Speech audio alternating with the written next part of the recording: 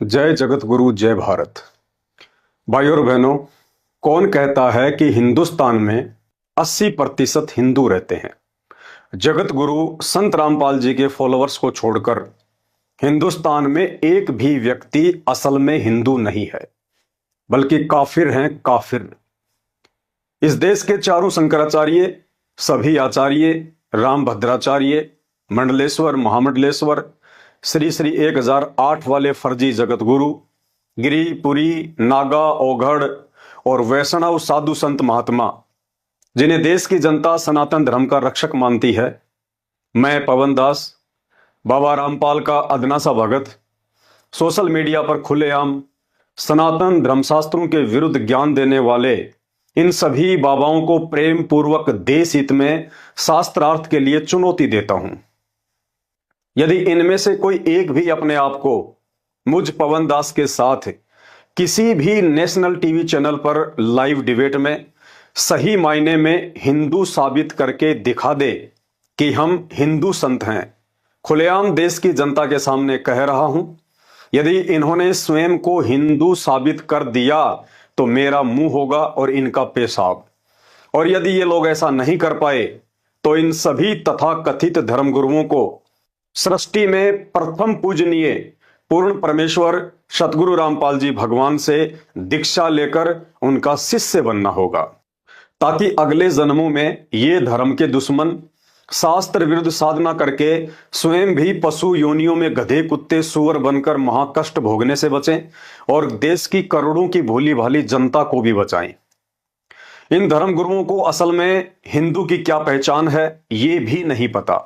हिंदू की परिभाषा क्या है, किसे कहते हैं हिंदू, चलिए आपको समझा देते हैं ताकि डिबेट में आपको आसानी होगी। पहली पहचान, हिंदुस्तान में निवास करने वाले जिस स्त्री पुरुष का कोई गुरु नहीं है, गुरु भी तत्वदर्शी हो, जिसे मात्र वेद, गीता और पुराणों का ही नहीं बल्कि पूरे विश्व के सभी धर्म ग्रंथों का पूर्ण ज्ञान हो, जिसे विश्व की लगभग 2700 से ऊपर भाषाओं का पूर्ण ज्ञान हो। और ऐसा तत्वदर्शी गुरु एक समय में धरती पर एक ही होता है। यदि आपने ऐसे संत को अपना गुरु धारण नहीं कर रखा है तो आप हिंदू नहीं हैं बल्कि काफिर हैं, काफिर। दूसरी पहचान, यदि आपकी भक्ति साधना वेदों और गीता जी के अनुसार नहीं है तो आप हिंदू नहीं बल्कि काफिर हैं, काफिर। क्योंकि चारों वेद और गीता जी में कहीं भी राम राम, हरे राम, जय सिया राम, हरे कृष्णा हरे राम, ओम नमो भागवते वासुदेवाय नमः, ओम नमः शिवाय, राधे राधे, जय श्री कृष्णा आदि इस तरह के कोई भी मंत्र जपने का ना ही तो भगवान का आदेश है और ना ही इन मंत्रों का कहीं कोई उल्लेख है। इसलिए उस तत्वदर्शी संत के बताए मंत्रों के अलावा यदि कोई भी व्यक्ति इन मनमुखी मंत्रों का जाप करता है तो वह हिंदू नहीं बल्कि काफिर है, काफिर। तीसरी पहचान, यदि आप कोई भी नशा करते हैं, बेचते हैं, बनाते हैं या पीने पिलाने में किसी का सहयोग करते हैं, जैसे बीड़ी, सिगरेट, गुटखा, जर्दा, तंबाकू, हुक्का, बियर, शराब, अफीम, सुल्फा, गांजा या हुलास सूंघना आदि, तो आप हिंदू नहीं बल्कि काफिर हैं, काफिर। क्योंकि पौराणिक कथाओं के अनुसार तंबाकू के पौधे की उत्पत्ति गाय के खून से हुई है। अब एक तरफ तो आप गाय को अपनी माता कहते हैं और दूसरी तरफ उसी मां का खून पी रहे हैं, तो आप काहे के सनातनी, काफिर हैं, काफिर।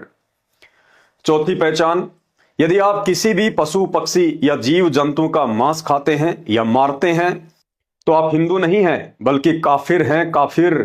क्योंकि सनातन धर्म में किसी भी जीव की हत्या पूर्णतया निषेध है।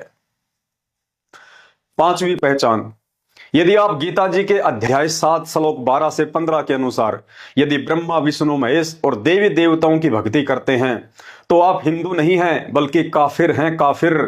सोचिए, पवित्र गीता जी जिन तीनों गुण रूपी ब्रह्मा, विष्णु, महेश की भक्ति के लिए मना कर रही है और आप उन्हें पूज रहे हैं, तो शास्त्र विरुद्ध साधना करके आप कैसे हिंदू कहला सकते हैं? इस विषय पर विस्तृत जानकारी के लिए यूट्यूब पर परम पूज्य सतगुरु रामपाल जी के सत्संग सुनिए। छठवीं पहचान, यदि आप पूजा करते हैं, श्राद्ध निकालते हैं, मंदिर में मूर्ति पूजा करते हैं, शिवलिंग पर जल या दूध चढ़ाते हैं, कावड़ लाते हैं, पद यात्रा करते हैं, तो भी आप हिंदू नहीं बल्कि काफिर हैं, काफिर। क्योंकि गीता जी अध्याय 9 श्लोक 25 इस पाखंड पूजा के लिए मना करता है। और गीता जी के विरुद्ध भक्ति करने वाला हिंदू कैसे हो सकता है? वह तो काफिर हो सकता है, काफिर।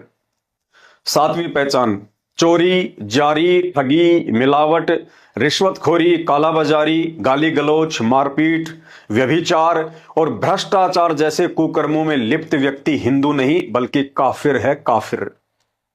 आठवीं पहचान, पर स्त्री को बहन बेटी के बजाय गंदी नजरों से देखने वाला या व्यभिचार करने वाला हिंदू नहीं बल्कि काफिर है, काफिर। शास्त्र कहते हैं, पर नारी को देखिए बहन बेटी के भाव, कहे कबीर काम नाश का यही सहज उपाय। नौवीं पहचान, जो व्यक्ति ब्याज पर पैसा उधार देता है वो हिंदू नहीं बल्कि काफिर है, काफिर। क्योंकि ब्याज पर पैसा देने का मतलब है जख्मी जानवर की पीठ पर बैठकर कौवे की तरह चोंच से उसके दर्द की परवाह किए बिना उसका मांस खाना। क्योंकि ब्याज पर पैसा वही इंसान लेता है जो असहाय, दुखी या कर्जवान होता है।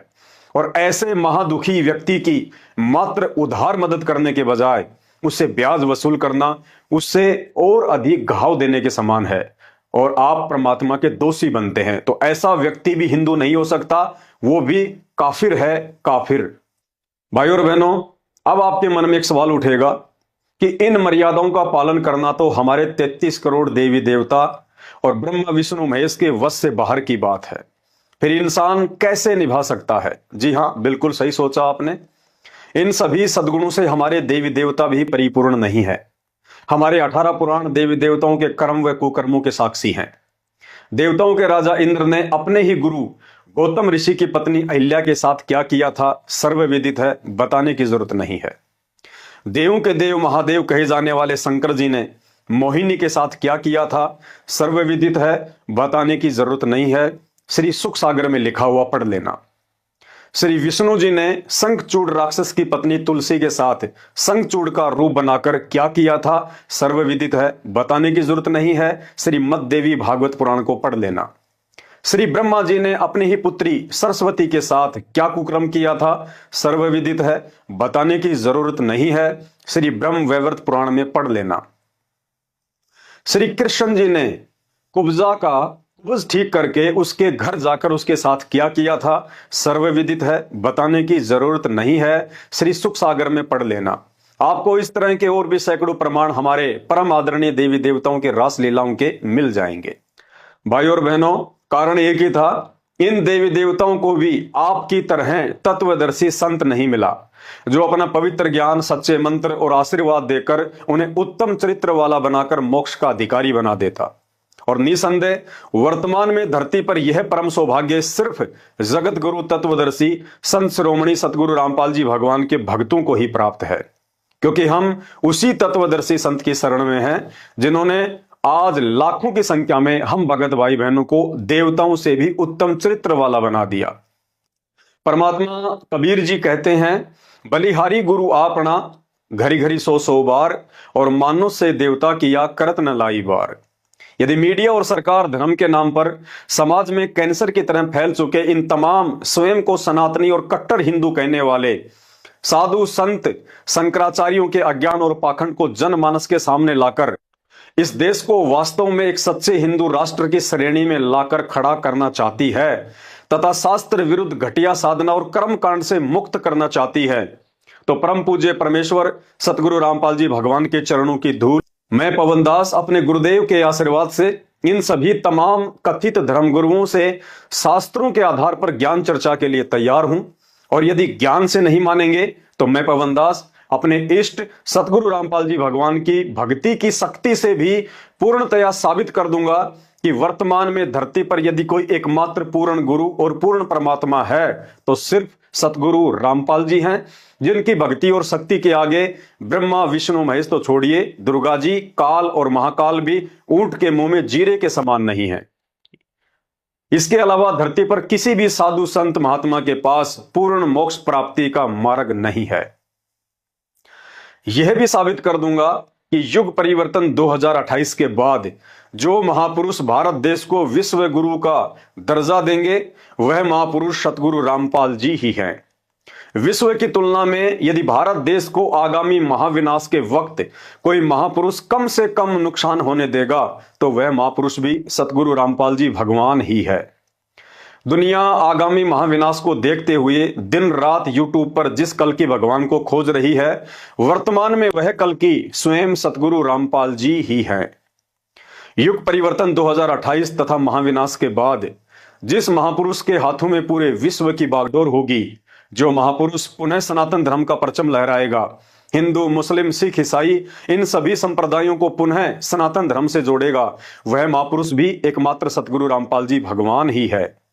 जो महापुरुष आज धरती पर हिंदुओं का राम, मुसलमानों का अल्लाह, सिखों का वाहेगुरु और ईसाइयों का सच्चा मसीह बनकर साक्षात प्रकट है और लीला कर रहा है, जिन्हें आप जिला हिसार हरियाणा की जेल में बैठा देखकर मजाक उड़ाते हैं, वह महापुरुष भी सतगुरु रामपाल जी भगवान ही है। और जिस लीलाधर दिव्य महापुरुष पूर्ण ब्रह्म परमात्मा सतगुरु रामपाल जी भगवान को समझना देवी देवताओं के वश की बात नहीं है, फिर उन्हें आप और हमारे जैसे कलयुगी सामान्य प्राणी भला कैसे समझ सकते हैं।